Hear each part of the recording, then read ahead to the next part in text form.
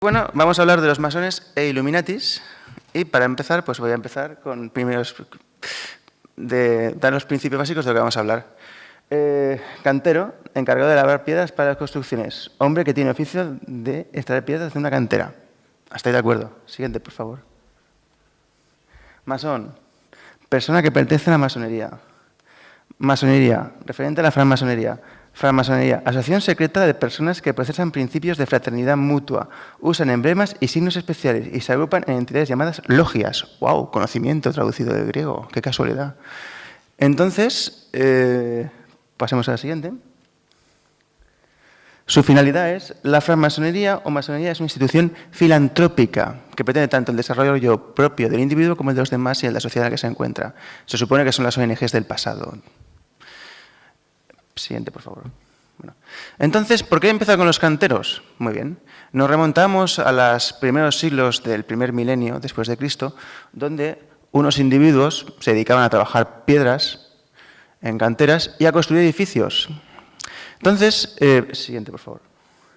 Como podemos ver, levantar un edificio y más una catedral requiere conocimiento. O sea, estos no son los típicos albañiles del siglo XXI que no tienen ni el graduado en eso, sino que eran gente que, siguiente, tuvieron que absorber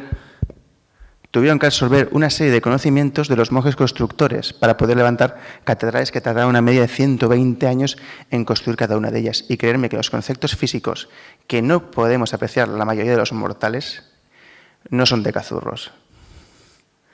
Estos son los monjes constructores. Evidentemente eran pocos y no podían cumplir la función de construcción de edificios que tenían que desempeñar. Entonces enseñaron su ciencia a los canteros. Entonces transmitieron su conocimiento en matemáticas, física y otras series de ciencias sutiles que si estuvieran, digamos, procesando otras entidades serían perseguidas por herejía. Entonces aquí podemos ver cómo los canteros empiezan a edificar edificios, a desarrollar un lenguaje propio y, lo más importante, conocimiento a partir de lo que les enseñaron. Siguiente. Esto es una logia. Logia era la tienda donde se reunían los albañiles a ver el mapa de lo que tenían que construir. Pero dentro de ese espacio cerrado, que no podía entrar nadie que no fuera cantero, porque era un gremio y un oficio muy noble, sería el equivalente a ser hoy médico. Porque alguien que es capaz de levantar un edificio de 3 pisos en el siglo VI, pues tenía un gran reconocimiento porque eso no lo hacía nadie. Imaginaos el nivel de incultura que había en esa época. La época oscura, claro, la Edad Media. Esto es el interior de una logia sin medios. Como podéis ver, es bastante austero. Aquí se reunían en círculo y empezaban a ver los planos de lo que tenían que construir. Pero cuando tenían el conocimiento de física, química y matemáticas, empezaron a desarrollar líneas de pensamiento. Vamos a ver, si construimos este edificio en este punto, tenemos una energía sutil. Pero es que si construimos sobre este otro punto, tenemos una línea de energías que digamos, producía un efecto determinado. Digamos que una catedral es una gran batería y la forma que tiene en la parte superior es para acumular energía. Siguiente, por favor.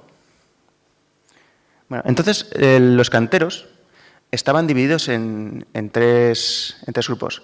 Compañeros canteros, que eran sus iguales, el arquitecto o gran mestre de la obra, y luego los subcontratados, que tenían que mover los trastos y estaban empezando en el oficio, y como todo oficio en el que empiezas, pues se machaca, y hoy estás trabajando en esta obra, y dentro de semanas estás trabajando en otra. Eso es, en síntesis, digamos, la estructura básica de los canteros, que luego la masonería simbólica pues aún conserva estos 3 niveles. Las otras logias pues ya desarrollaron unas líneas de evoluciones totalmente diferentes, porque creerme, no hay una línea de pensamiento masónico, hay 1000 e inimaginables líneas de pensamiento masónico, porque cada masón es diferente y es un crecimiento en sí mismo. Voy a adelantarme un poco en el tiempo en lo que tengo que explicar. Cada individuo es una representación de una obra inacabada. El ser humano es un ser que nunca puede estar acabado porque está en continuo cambio. Por consiguiente, somos una obra constante. Nunca seremos los mismos y, al contrario, siempre seremos diferentes en lo que es nuestra existencia. Volvemos a la logia. Muy bien. ¿Por qué volvemos a la logia? Porque aquí se desarrollaron líneas de pensamiento desarrollaron lógicas que nosotros aún no podemos concebir. ¿Por qué? Porque cuando fuera de ahí estaba la represión de la Iglesia Católica que mataba a todo aquel que no pensara como ellos, ahí dentro podían hablar libremente y desarrollar la ciencia. O sea, esta gente, digamos que va a nivel intelectual, va 500 años por delante de lo que es el mundo actual. O sea, tienen lógicas que nosotros aún no comprendemos o que no hemos concebido. Entonces, pero como bien he dicho, cada logia es diferente. Es decir, no es lo mismo una logia en Roma que una logia en Inglaterra. Porque a lo mejor la logia de Roma se especializó en desarrollar un trabajo de astronomía.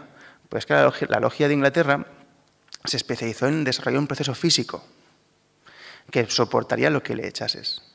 Cada punto era totalmente diferente y desarrollaron una línea de, o líneas de pensamiento, que es a fin de cuentas la función que tenían que hacer, buscar y crear conocimiento. Por favor, siguiente. ¿Por qué digo esto?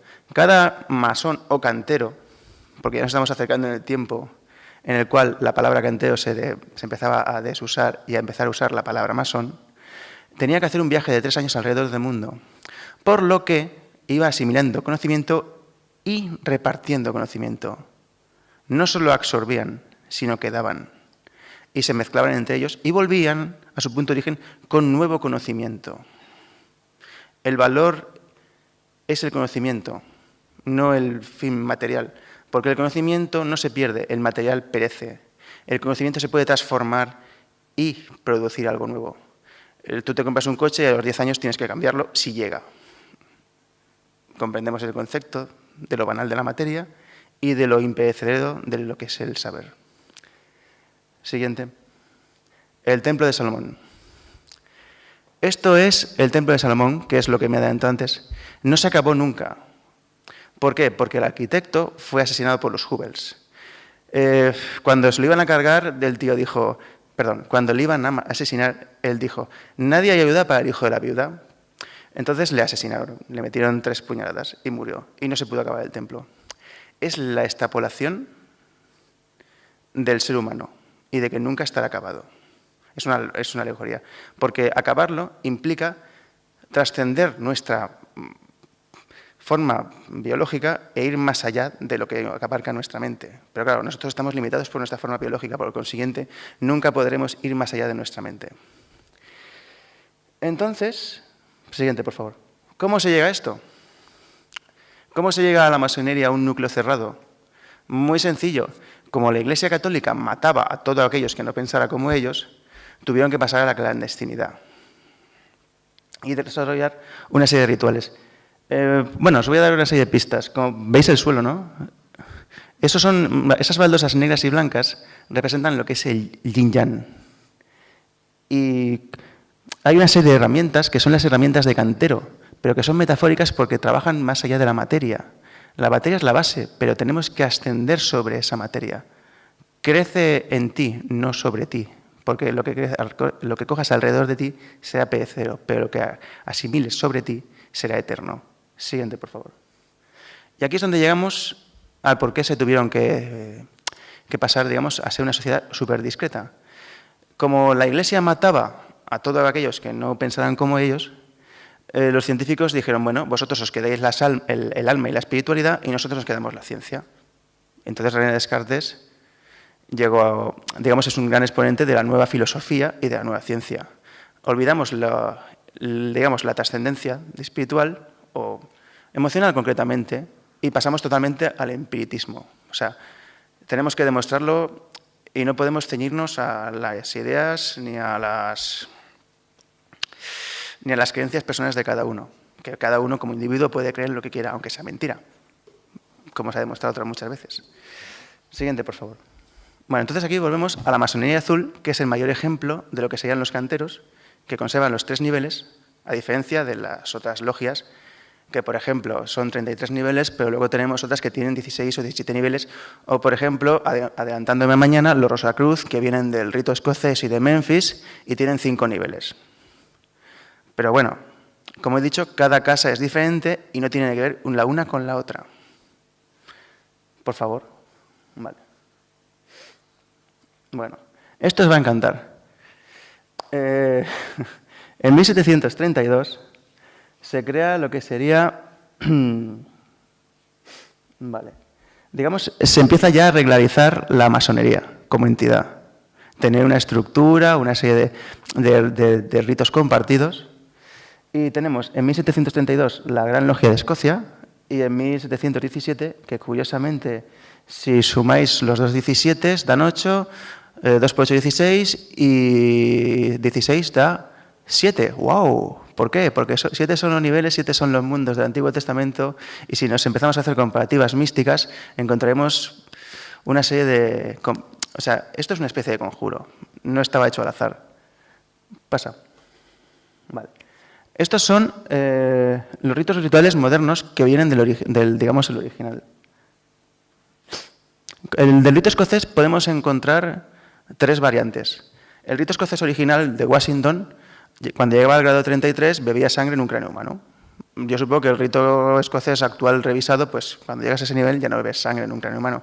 Pero la trascendencia de beber sangre en un cráneo humano era la trascendencia de la muerte y digamos, la superación a un nivel de comprensión superior, que es el conocimiento.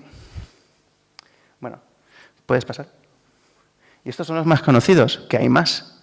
Porque, como he dicho, cuando tú llegas a un nivel determinado, pueden hacer un rito que sea minoritario y que solo exista una sola logia que procese ese rito.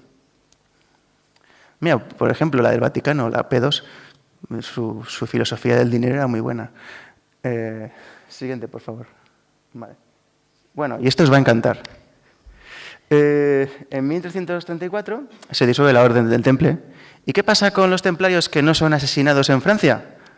Pues que son absorbidos por la Orden de Santiago y por la francmasonería escocesa.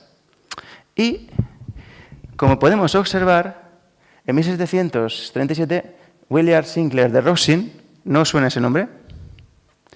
Pues William, este apellido, que existe en la actualidad, es el descendiente, según la sangre sagrada y el más que discutible Código Da Vinci de Dan Brown, es digamos, uno de los descendientes de Jesucristo, los Sinclair. ¿Ya os viene a la memoria la película de Código Da Vinci? Bueno, pues estos datos los podéis contrastar. Otro descendiente, por ejemplo, o primo de Sinclair, sería John Fitzgerald Kennedy, que descendía de los merovingios. También lo podéis contrastar en su árbol genealógico. Entonces, no hay una línea sagrada de sangre divina. Hay varias líneas de sangre divina. No hay un solo descendiente, hay muchos. Entonces, supuestamente, ellos dicen, los francmasones escoceses, que, digamos, llegó un momento en que dejaron de prescindir de la liturgia del temple. Discutible. La liturgia del temple se enseña en un círculo, digamos, interno, y el círculo externo, pues tú estás ahí aprendiendo francmasonería escocesa y no te enteras de lo que pasa. Siguiente, por favor. Bueno. Y tenemos a Albert Pike, que gran personaje, y este hombre es el que creó el rito escocés revisado y actualizado, y al cual, a partir de él, se hizo toda la reforma institucional masónica. Y se vinculó con los Illuminati de Baviera. ¡Tachachán! Ya llegamos a ellos, pasa. Illuminati de Baviera, 1 de mayo de 1776, 4 de julio de 1776. ¡Qué casualidad! Revolución Americana. Qué curioso, ¿no? Y bueno, tiene una simbología mística. Si empezamos a hacer cábalas con esos números, podemos sacar hasta conjuros. Bueno, pues siguiente, por favor. Entonces, los Illuminati, que parece mentira, los creó un jesuita renegado que quería acabar con la tontería eclesiástica porque vio que no tenía sentido y era mentira. Entonces el tío quería un mundo justo e igualitario. Y lo que hizo fue rodearse de 2 alumnos, 3, e infiltrarlos siguiente, por favor. En la logia masónica más poderosa de Austria, Barón Adolf von Hitler. Y este hombre era la gran maestre de su logia masónica. También los infiltró en Rosacruces y en instituciones. Y crearon un círculo interno, que es lo que he comentado antes, en el cual empezaron, sin que ellos fueran conscientes, a tramar una revolución interna para cambiar el sistema establecido, que era imperfecto. Bueno, como podéis ver, sigue siendo imperfecto, porque nos encontramos ahora mismo en una gran crisis económica, qué casualidad. Y seguro que todos estamos ahora mismo nadando en la abundancia, ¿me equivoco? Vale. Y los Illuminatis de Baviera lo que querían originalmente era algo bueno. Entonces lo que nosotros llamamos Illuminati no son Illuminati, porque los Illuminati desaparecieron. Pasa hacia atrás, por favor. Atrás. En 1785. Pero la onda expansiva llegó hasta la Segunda Guerra Mundial. Pero no ellos directamente, sino lo que desencadenaron los efectos de sus actos, no ellos. Ellos desaparecieron en 1785 con un edicto papal que los declaró satánicos y la justicia los estaba persiguiendo para liquidarles prácticamente.